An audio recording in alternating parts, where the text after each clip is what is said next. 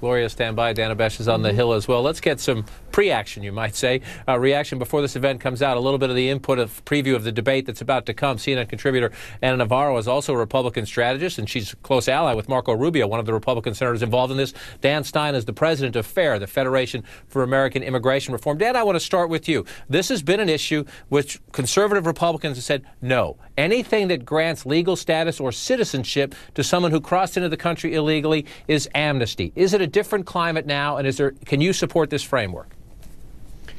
No, we can't support this framework, and while the climate may be somewhat different depending on how you interpret the election, it's basically the same bill for the most part. What we see is identical, almost identical to the 2006 proposal. In the end, and yet, forgive me for interrupting, but Senator Rubio says you have de facto amnesty anyway. If you have 10 or 11 million people who came into this country illegally and they're here anyway, if you do nothing, essentially they have amnesty. What is your proposal? That the government spend the money to find them and toss them out? Look, we've had 30 years of commissions that have made recommendations on how we can enforce our borders and make our law work and make it enforceable. And we've had 4 years of an administration that has dismantled interior law enforcement. And then we have a president who has said to Congress, you know, I really don't care what the law says. I can just not enforce it anyway with respect to millions of people. The first thing Congress needs to be doing is meeting that issue and basically saying, hey, you know, Mr. President, you really do have to enforce the laws we enact, or why bother passing another so-called comprehensive amnesty bill? The second thing is you got to have reform means fixing the problems that led you into the position you are now. We had an amnesty in 1986, 25 years ago. The American people are entitled to know what happened between 1986 and now that produced what we have today. Why has the law not been enforced? Why don't we have state and local cooperation? Why don't we have document security, information sharing between federal agencies? Why haven't we reduced the numbers and eliminated chain migration? This bill contains illusory promises of future enforcement, kind of like policy backwash, in exchange for an immediate amnesty now. And when people take a look at this, stand by. Let me you made your point. Stand by, though. I want to hear more from you, but I want to bring Anna into the senators are entering the room now. Anna, we'll get you on the other side. You see the senators, 3 Democrats, 3 Republicans, Dick Durbin, Chuck Schumer, John McCain, Robert Menendez, Marco Rubio.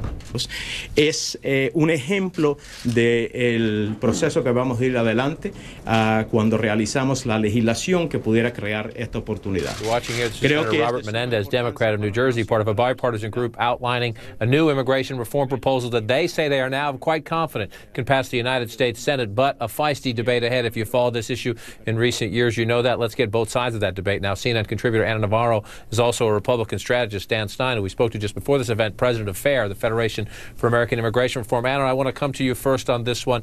These senators are saying we think we have the votes on our side, where they would be able to get this through. But what about the House? Republicans run the House, and as you know, that is where, especially in the conservative base, Tea Party and other conservatives say, no, anything that allows someone who came into this country illegally to stay is amnesty. They won't have it. Can this pass the House?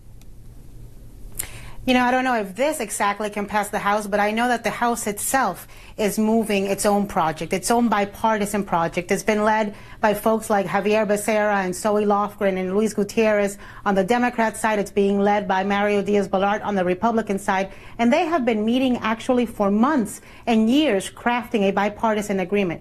I can tell you, John, that I have spoken to Speaker Boehner about this. Every time I see Speaker Boehner, I talk to him about immigration to the point that I don't even have to open my mouth anymore before he says to me, relax, we're going to do something on this.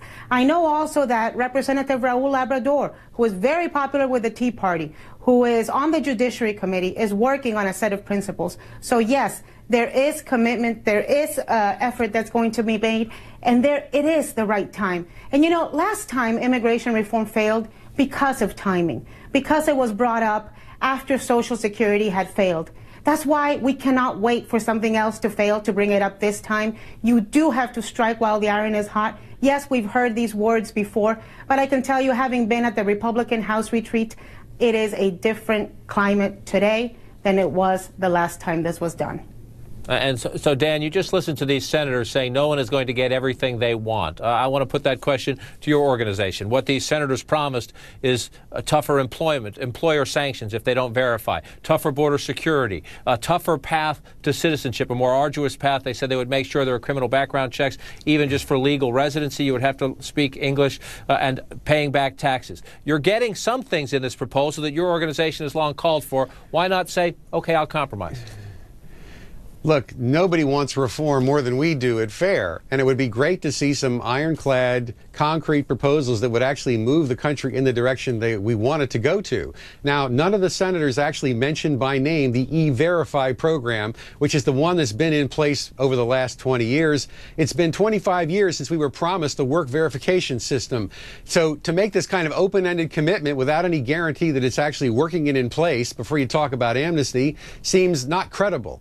Beyond that, look at the American people. We're in major financial trouble in this country. Is this really the issue people want to deal with? How would passing this amnesty bill make it easier for young people to get into college, for Americans to get a job, for Americans to see their wages go up? We got 50% of Americans who are working in positions where they're overqualified. We have a slack labor market with wages that are stagnant. Now we have senators telling us we got to bring in more foreign labor. You look at the proposals we're talking about, dramatic increase in overall immigration, much of it unskilled. We're talking about Chamber of Commerce concessions for more so-called foreign students come in and compete with American graduates.